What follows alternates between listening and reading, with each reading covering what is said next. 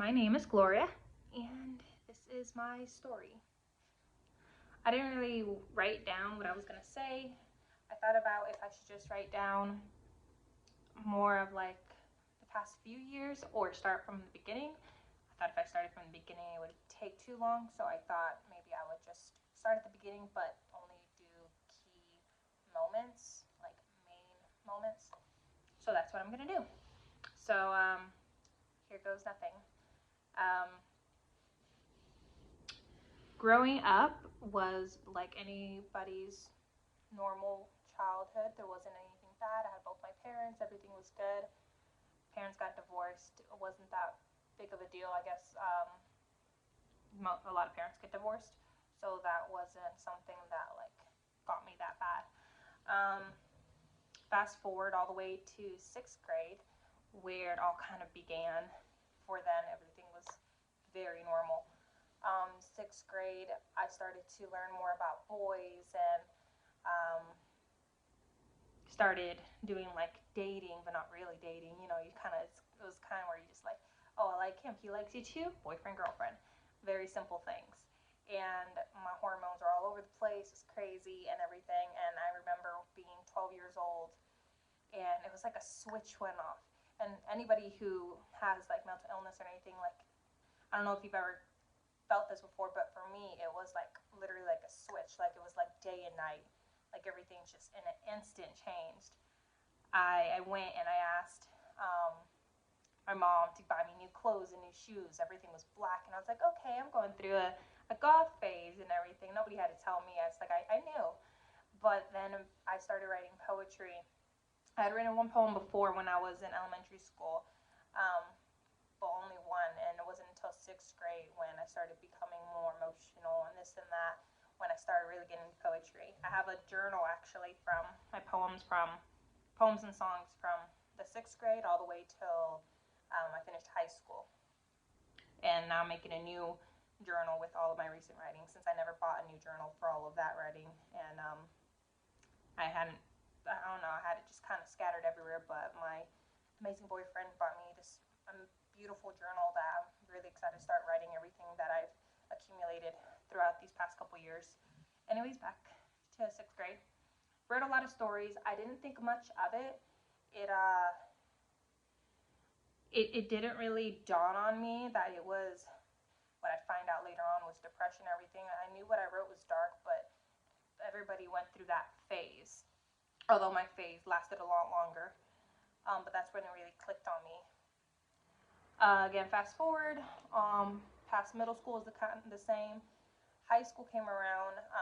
Throughout the years, even before high school, I had been getting severely bullied by my older sister, and it wasn't like normal kind of bullying. I'm not really gonna go into detail. Message me, anybody who has questions about like the middle parts that I'm not really talking about here. If y'all want to have like a one-on-one conversation about it. But yeah, I was severely bullied by my older sister. It um, traumatized me pretty bad. I I was constantly worrying about the way I looked just to be seen around her. I was constantly worried about what I said, um, what I did, even little hand movements, anything at all. I felt like I was um, like a statue, like I couldn't move, and it really, really like affected me to this day. And that was the first time when I started high school. Was like the first time I really started realizing like what I have is something more serious than just a phase. Um, so I remember the first time I ever tried to do something about it. I tried to take control of it right then and there because I thought I had complete control of it. I was at school and I called 911 um, and just told them on the phone like I want to hurt myself. I don't want to be here anymore. They immediately got an ambulance over there and noticed I was physically fine other than some superficial cuts on my arm, but they admitted me anyway. So they took me. I was only in for 3 days, and that was the beginning of a long journey from then till now. I was 15 at the time. I got out 3 days later. Everybody thought, okay, that's it. It was just a one-time moment, not them not knowing that I had been just building up throughout the years. So really ever tried to do much more after I got out those 3 days. Anybody who suffers knows that 3 days is, that doesn't do anything. It's a forever kind of thing that you have to deal with. So again, fast forward to, I think it was only like a year later, I had another meltdown. This one was a lot more serious. I was in school. I went into a big depression, and it lasted for a couple weeks. And this one was a lot more severe. Um, I don't know if I should go really into detail. Basically, this time was a real attempt, um, and I was sent to the hospital, and I wasn't expected to make it. I was put into ICU, which is an intensive care unit. I had a sitter with me. A sitter is like somebody who doesn't have a bunch of family coming around and stuff, that they'll have a sitter there. So when you pass away, because they expected me to, then you'll have more people there to be with you by your side in your last days. Because the only person I had coming around was my mom. So it was my mom and the sitter there, and I thankfully recovered from that. To everybody's surprise, I skipped the stages from ICU to like the other units and stuff, and just went from ICU to home. Well, not home. I went and I got care for a few weeks at an inpatient, and then a month and a half in an outpatient. And everybody thought, okay, this is it. This is the last time. I forgot to also add, this is probably a really good thing to add, but when I was 15, a few days after actually, I left the hospital, I met some people who go to Fellowship Church, which is, a lot of people know, that's the church that is near and dear to my heart, that I serve at. It's my home, it's everything to me. But that's when I started going, but it was very, very off and on. Very off and on. It was not something that was consistent.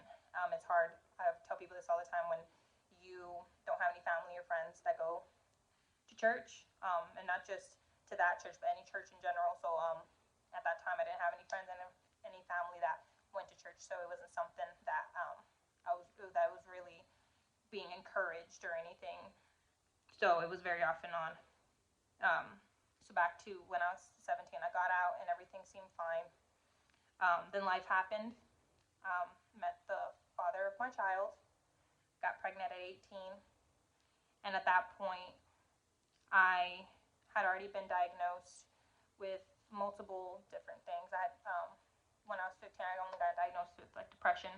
By the time I was 17, 18 years old, it had progressed up to being diagnosed with major depression disorder, anxiety disorder, obsessive compulsion disorder, and PTSD, which is post-traumatic stress disorder.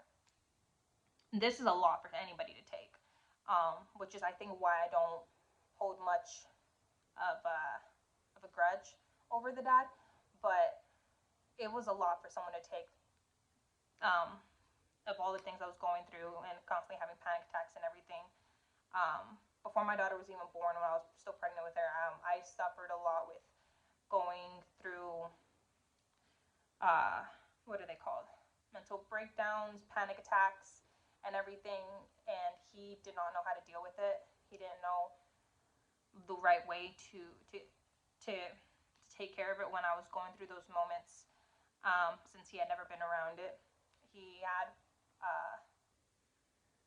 probably done some things he shouldn't have, of his ways of taking care of it. In the relationship, it was toxic. It wasn't good.